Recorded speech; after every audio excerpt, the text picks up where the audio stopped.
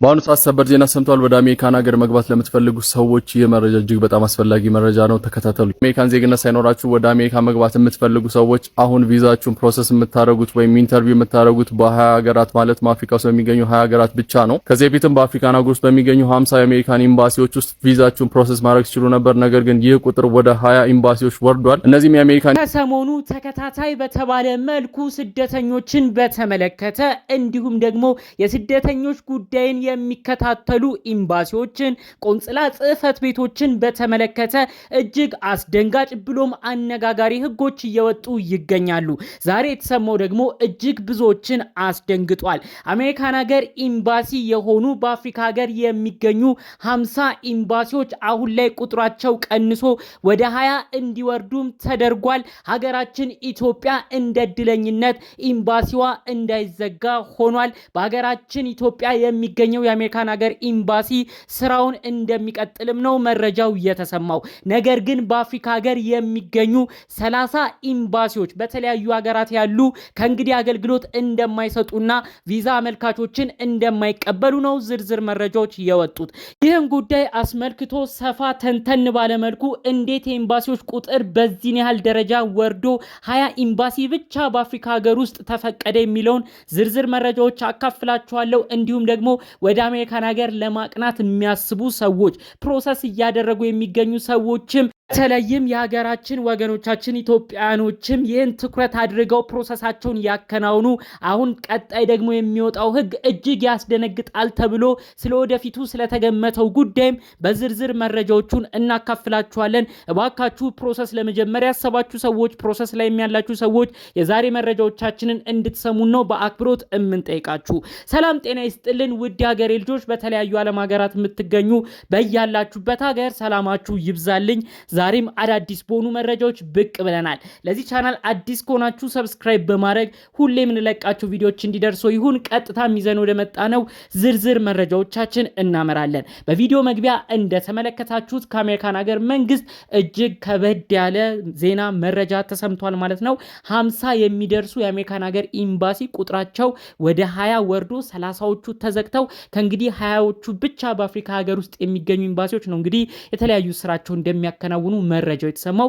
ይህ እጅግ አስደንጋጭ ነው። 30 ኤምባሲ መዘጋት ማለት እንግዲህ በ30 ሀገር ውስጥ የሚገኙ ኤምባሲም የተዘጋባቸው ሰዎች ቪዛን በሚያመለክቱበት ጊዜ ወደ ቅርብ ሀገር ወደ ሌላ ሀገር ሄደው እንደሚያመለክቱም ነው መረጃው የተሰማው። አብሮ ይህንን አጠር ተንተን ባለ መልኩ ላስረዳችሁ። ለምሳሌ ሀገራችን ኢትዮጵያ እንግዲህ ኤምባሲ አልተሰረዘም። ይሄም ትልቅ እድለኝነት ነው። ይሄ ደግሞ መሆኑ ምንድነው?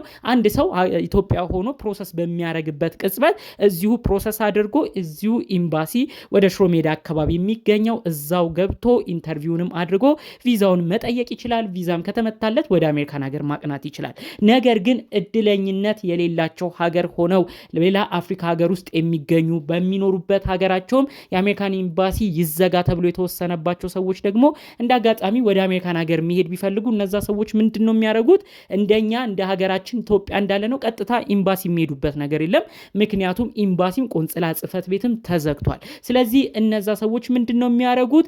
የተለያዩ ዶክመንታቸውን ያሟላሉ፣ የሚላላኩትን ወረቀቶች ሁሉንም ይጨርሳሉ።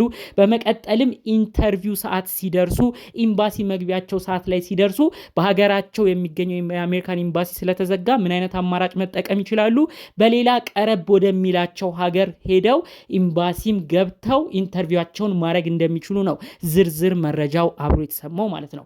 ይሄ እንግዲህ በጣም ትልቅ ውስብስብ ችግር ነው የሚፈጥረው። በተለይ አንድ ግለሰብ አሜሪካን ሀገር ኤምባሲ በሀገሩ ከሌለ ወደ አሜሪካን ሀገር ማቅናትም ከፈለገ ግድ ወደ ሌላ ሀገር ተጉዞ ነው ኢንተርቪውን አድርጎ እዛ ሀገር ውስጥ ገና ተገኝቶ ቪዛው ይሳካ እንኳን ባላወቀበት ሁኔታ ነው ትራቭል እንዲያደርግ ተደርጎ እዛ ሀገር ውስጥ ገብቶ ኢንተርቪው አድርጎ እንዲወጣ የተገደደው ማለት ነው። የሀገራችን ኢትዮጵያ እንደ ድል ሆኖ ኤምባሲው አልተዘጋም እንጂ በሀገራችን ኢትዮጵያ የሚገኘው የአሜሪካን ኤምባሲ ቢዘጋ ኖሮ ግን ለምሳሌ አንድ አመልካች ኢትዮጵያ ሆኖ እንግዲህ ፕሮሰስ ማድረግ ቢፈልግ ወደ ሌላ አፍሪካ ሀገር ተጉዞ እዛ አፍሪካ ሀገርም ኤምባሲ ቀርቦ ነው እንግዲህ ቪዛውን አመልክቶ ኢንተርቪው አድርጎ ቪዛውን ሲያገኝ ተመልሶ ወደ ኢትዮጵያ መጥቶ ከዛም በመቀጠል ወደ አሜሪካን ሀገር የሚያቀነው ማለት ነው። እንግዲህ ረጅም አይነት ጉዞ ሂደት ነው ያለው። ስለዚህ ሀገራችን ኢትዮጵያ ጎረቤት ሀገርም እነ ጅቡቲ እነ ኬንያም እንዳጋጣሚ እንደ ድልም ሆኖ እንግዲህ 20 አገራቶች ውስጥ ተካተው ኤምባሲ ስራዎቻቸው እንዲቀጠል ተደርጓል። ስለዚህ በእነዚህ ሀገር ውስጥ የሚገኙ ግለሰቦች ፕሮሰሳቸውን በተሳካ ሁኔታ አድርገው ኤምባሲም እዛው በሀገራቸው ገብተው ቪዛቸውን እንዲጠይቁ ነው መልእክቱ የተሰማው። ከነዚህ ሀገራት ውጪ ከ20ዎቹ ሀገራት ውጪ ግን ወደሚቀርባቸው የተለያዩ ሀገራት ሄደው ነው እንግዲህ ኤምባሲም ገብተው አመልክተው የተለያዩ ቪዛቸውን ፕሮሰስ እንዲያደርጉ የተጠየቀው ማለት ነው። እንግዲህ ይህንን ሰበር ተብሎ የወጣውን መረጃ አስመልክቶ የሀገራችን የህግ ባለሙያ በተለይ ስደተኞች ጉዳይ ላይ የሚያማክሩ ኑሯቸውን በአሜሪካን ሀገር ሆኖም በቅርብ በአሜሪካን ሀገር የሚወጡ ህጎችን እየተከታተሉ ብዙ መረጃ ለሀገራቸው ልጆች የሚያካፍሉ ሰዎች ወሳኝ መልእክቶችን አሁን ላይ ያስተላለፉ ይገኛሉ። ይኸውም እንግዲህ የአሜሪካን ሀገር መንግስት የተለያዩ እጅግ አዳዲስ ህጎችን ነው ባንዴ እያወጣ ባንዴ እያጸደቀ ወደ መሬት እያወረደ የሚገኘው። ስለዚህ አሁንም ቢሆን ፕሮሰስ የሚያደርጉ ሰዎች ሁሉንም በተስተካከለ ቦታ በተስተካከለ ሰዓት ጊዜ ሳይወስዱ ፕሮሰሳቸውን ማድረግ አለባቸው። ነገ ደግሞ ምን አይነት ህግ እንደሚወጣ አይታወቅም። በተለይ ደግሞ ካስታወሳችሁ ከዚህ ቀደም በ75 ሀገራት የሚሆኑ ላይ እንግዲህ አሜሪካን ሀገር ኤምባሲ በተለይ ደግሞ አንድ ግለሰብ ቋሚ ነዋሪነትን አመልክቶ ከነዛ 75 ሀገራት ወደ አሜሪካን ሀገር እንዳይገባ እገዳ ጥላለች። በዚህ እገዳ ውስጥም ሀገራችን ኢትዮጵያ ትገኛለች። ታዲያ ይህንንም ክስተት በማንሳት ነው የህግ ባለሙያዎች ይሄ ውሳኔ ራሱ ሲወሰን ድንገተኛ በተባለ ሰዓት ነው ተወስኖ ከዛም መረጃው የተሰማው። አሁን ደግሞ እንግዲህ 50 ኤምባሲዎች ውስጥ 30ዎቹ ተቀንሰው 20ዎቹ ብቻ ይስሩ ማለት ቀጣይም ሌላ ውሳኔን ድንገተኛ ሊወስኑ ይችላሉ። ስለዚህ ሰዎች አሁንም ቢሆን ወደ አሜሪካን ሀገር የሚያቀኑበት የተለያዩ ፕሮሰሶች ካሏቸው በትክክልና ሁሉ ነገሮች ባልተቀየሩበት ሰዓት ጊዜውን እየተጠቀሙ ፕሮሰሳቸውን ያከናውኑ ሲሉ ነው ዝርዝር መረጃዎቹን ያሰሙት ማለት ነው። እንግዲህ በተለይ 30 ኤምባሲዎች የቀነሱበት ምክንያት አቤት ተብሎ የተነሱ ሌሎች ነጥቦች አሉ። ያው የተለያዩ የጉዞ እገዳ አሜሪካን ሀገር መንግስት እየጣለ ነው በተለያዩ ሀገራቶች ላይ። ይህንንም አስመልክቶ ብዙ ሀገራቶች አመልካቾች ቁጥር እየቀነሰ ነው፣ የኤምባሲ ስራዎችም እየቀነሰ ነው፣ ምናልባትም በዚህ ምክንያት ይሆናል ኤምባሲዎች እንዲዘጉ ይሆኑ እያሉ ጉዳዩን የሚያብራሩ ሰዎች አሉ። ሌሎች ደግሞ የአሜሪካን ሀገር የራሳቸው አሰራር አላቸው፣ በዛ ምክንያት ነው የቀነሱትም የሚልም አለ። ብቻ በተለያዩ ቦታዎች የሚነሱት ጉዳዮች ግን ጠቅለል አድርገው የአሜሪካን ሀገር መንግስት በተለያዩ ጊዜያቶች የሚጥለው የጉዞ እገዳ በተለይም ዶናልድ ትራምፕ ወደ ስልጣን ከመጡበት ቀን ጀምሮ እየተተገበረ ያለው የተለያዩ ህጎች ብዙ ስደተኞች ላይ ማነቆ እየሆኑ ነው።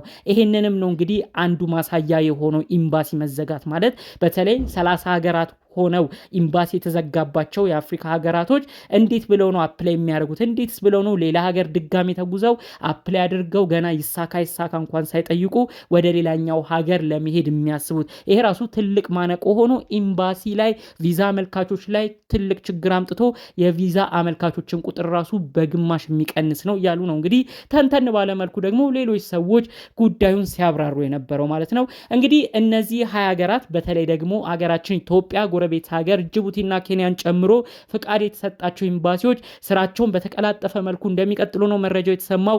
ይህ ሙሉ አሰራር በሰኔም እንደሚጀምር ነው የተሰማው። በተለይ 30ዎቹ ኤምባሲ ሙሉ ለሙሉ ስራቸውን እንደሚያቆሙ ሰኔ ወር ላይ ተረጋግጦ እንደሚወጣ ነው መረጃው አብሮ የተሰማው ማለት ነው። እንግዲህ ያው ጠቅለል ባለ መልኩ የኤምባሲ ስራዎች በተለያዩ ሀገራት በተለይ 75 ሀገራት የጉዞ እገዳ የተጣሉባቸው ሀገራችን ኢትዮጵያ ጨምሮ የብዙ ኤምባሲ ስራዎች ስራቸው አሁን ላይ ቀዝቀዝ እንዳሉ በተለያዩ ቦታዎች መረጃዎቹም አብረው እየተሰሙ ነበረ። ሀገራችን ኢትዮጵያ ለምሳሌ አንድ ሰው የቋሚ ነዋሪነትን አመልክቶ ልጁ ጋር የትዳር አጋሩ ጋር ቤተሰቦቹ ጋር ወደ አሜሪካን ሀገር እንዲሄድ የሚያደርገው ሙሉ ለሙሉ ነገር ታግዷል። አንድ ሰው ቋሚ ሆኖ አሜሪካን ሀገር የሚሄድበት ነገር ያው ሙሉ ለሙሉ አሁን ላይ እየተሰራበት አይገኝም። በሌላ በኩል ጊዜያዊ አመልካቾች ለትምህርት፣ ለስራ ተጨማሪነትም ለጉብኝት የሚሄዱ ሰዎች ጊዜያዊ ቪዛን ጠይቀው የሚሄዱ ሰዎች እነሱ ብቻ ናቸው አሁን ላይ ፕሮሰስ የሚያደርጉት። ይሄ ሁሉ እንግዲህ ከሰሞኑ የኤምባሲዎችን ስራ ቀንሶ በተለይ ጊዜያዊ አመልካቾችን በጊዜያዊነት አሜሪካን ሀገር ገብተው የሚወጡ ሰዎችን ብቻ እያስተናገዱም እንዳሉ ነው አብሮ ተያይዞ መረጃው የተሰማው ማለት ነው። እንግዲህ በዛሬው መረጃዎቻችን እኛም ጠቅለል ባለመልኩ ይዘን የመጣ ነው ይህን ይመስል ነበር። በሌሎች አዳዲስ ጉዳዮች እስክንገናኝ ሰላሙን ሁሉ ተመኘውላችሁ። ሰላም።